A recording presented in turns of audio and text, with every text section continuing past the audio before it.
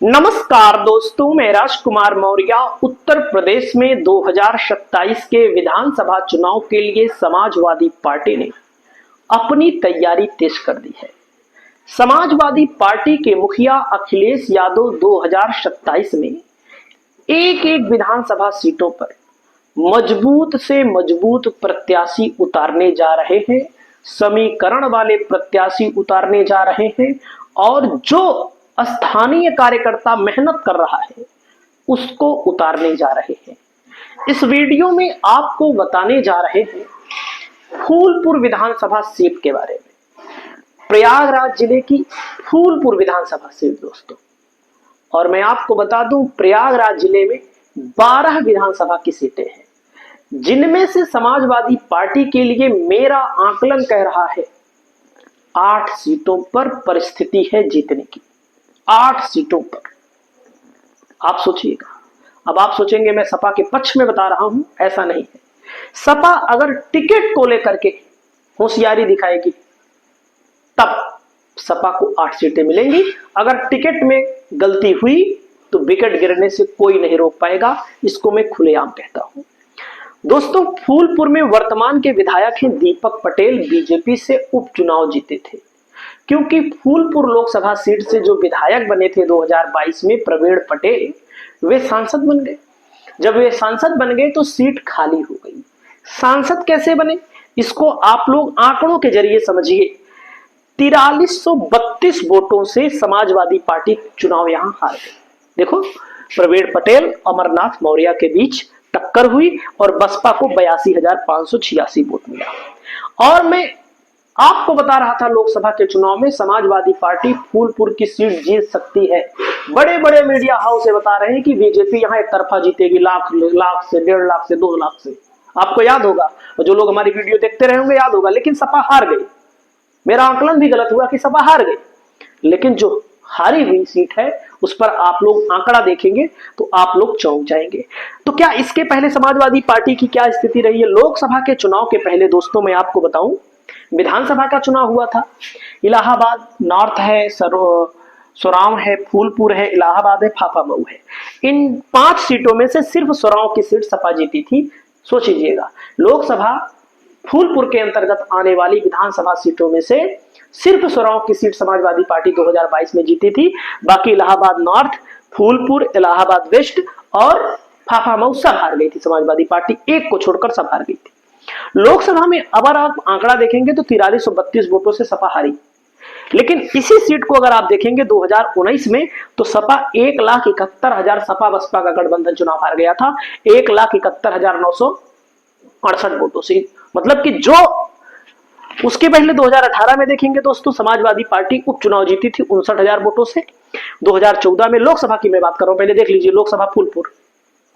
उसके पहले केशव प्रसाद मौर्य बीजेपी से 3 लाख वोटों से चुनाव जीते थे। 2009 में बीएसपी यहां पर चुनाव जीती थी। कपिल मुनि करवरिया 2004 में अतीक अहमद समाजवादी पार्टी से चुनाव जीते थे। और जब लोकसभा के चुनाव में दोस्तों आप आंकड़ों को देखेंगे, क्योंकि आंकड़ों को समझना बहुत जरूरी है, हम किसी आंकड़ों को देखते हैं। एक विधानसभा है दोस्तों जहां पर मैं आपको बताना चाहूंगा फाफामऊ। फाफामऊ में सपा को वोट मिला 88,999। देखो ये लिखा है 88,999 सपा का वोट है। आपको कम दिख रहा होगा, हो सकता है दिख रहा हो। और यहां पर बसपा को 18,652 वोट मिला और भाजपा को 80,166। 88-80 ऐसे निकाल लीजिए, करीब 10,000 से ज्यादा वोटों से फाफामऊ में समाजवादी पार्टी आगे थी लोकसभा के चुनाव में। इसका मतलब 2027 में अगर समाजवादी पार्टी होशियारी भरा टिकट देती है तो यहां पर वाकई में समाजवादी पार्टी चुनाव जीत सकती है। 10,000 वोटों से यहां पर समाजवादी पार्टी लोकसभा में आगे रही। फूलपुर में देख लीजिए, फूलपुर विधानसभा में नहीं फूलपुर नहीं है, ये दूसरी विधानसभा है। इस विधानसभा का नाम है, इसे में लिखा होगा दोस्तों। देखो एक सीट है यहां पर अमरनाथ मौर्य को वोट मिला 96,312, बीजेपी को वोट मिला 83,000, यानी कि इस सीट पर भी समाजवादी पार्टी आगे थी।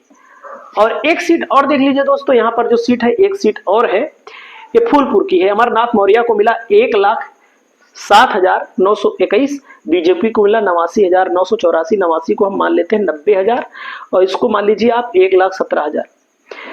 10,000 इसमें 17,000 वोटों से समाजवादी पार्टी फूलपुर में आगे थी। अमरनाथ मौर्य जी यहाँ पर आगे थे।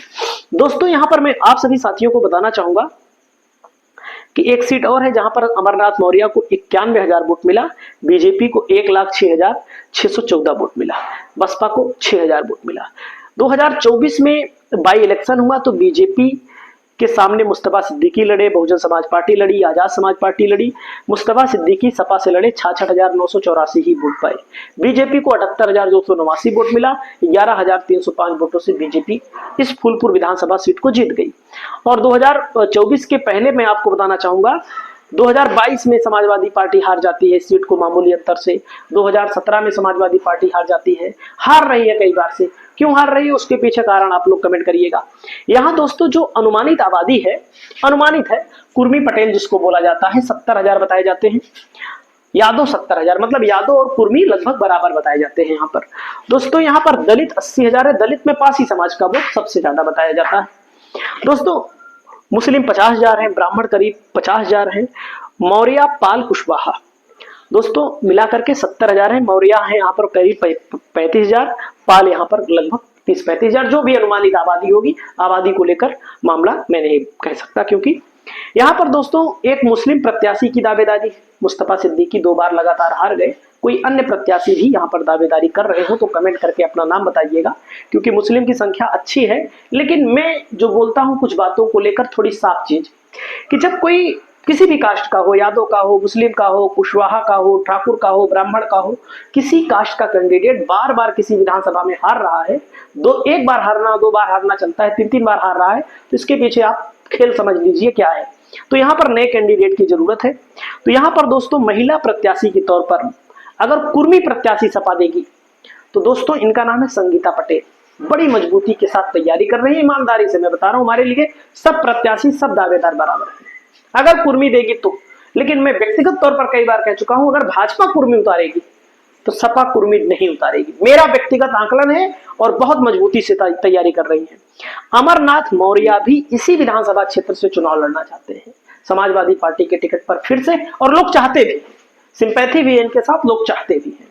लेकिन दोस्तों इसी विधानसभा क्षेत्र से डॉक्टर प्रेमचंद कुशवाहा समाजवादी पार्टी के पुराने नेता, जमीनी नेता, इसी विधानसभा के क्षेत्र से लगातार तैयारी कर रहे हैं, बार बार इनको टिकट नहीं मिल पा रहा है, तो इनकी भी प्रबल दावेदारी है। दोस्तों आप सभी साथियों को मैं बताना चाहूंगा, यहां पर ये 4 नाम बड़ी प्रमुखता से चल रहे हैं।